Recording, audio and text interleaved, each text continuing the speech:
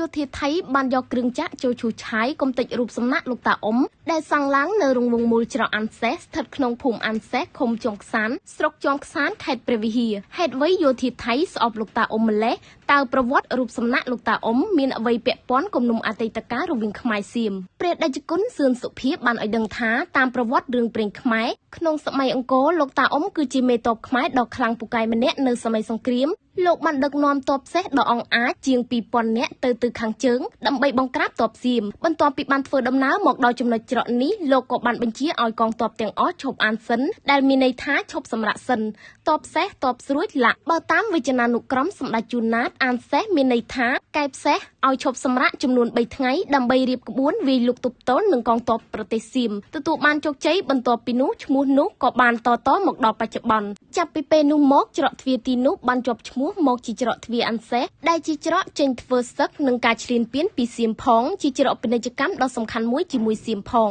ច្រកអានសេះស្ថិតនៅភាគខាងជើងស្រុកចុងខ្សានមានចម្ងាយពីទីរួមស្រុកប្រមាណ24គីឡូម៉ែត្រលើខ្នងភ្នំដងរែកជាប់ព្រំប្រទល់ខេត្តឧបលប្រទេសថៃ